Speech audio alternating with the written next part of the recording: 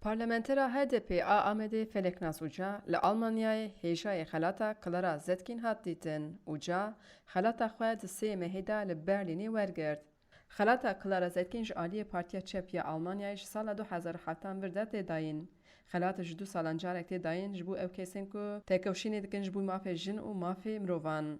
Feleknas Uca piştî vegera ji Berlînê ji dengê Amerîkayê re axivî û anî ziman ku beriya 8 Adarê dayîna vê xelatê heyecanek pir mezin çêkiriye li ser wê. Taybetmendiya wê jî beriya 8 Adarê de ku hat girtin heyecaneke daha mestir da melwê derê jî got Clara Zetkin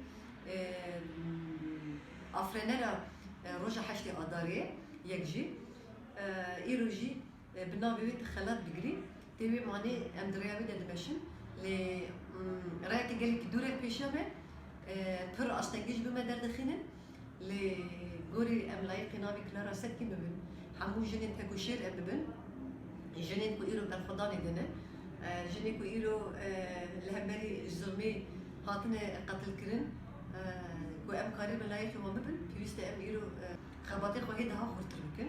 Parlamentera Kurdî destnîşan kir di rewşek ku li ser jinan tundû jî pir zêde bûye. Hêjayê dîtina vê xelatê ji bo yê pir giring e. Bi rastî jî demeke hestewar em karin bijin ji alekî ve êrişê li ser jinan zêdetir dibin. Qatilyamê li ser jinê zêde bûne. Şiddeta li hemerî jinê. Di demekê ku siyaseteke tunekirin li hemerî gelê Kurd tê meşandin.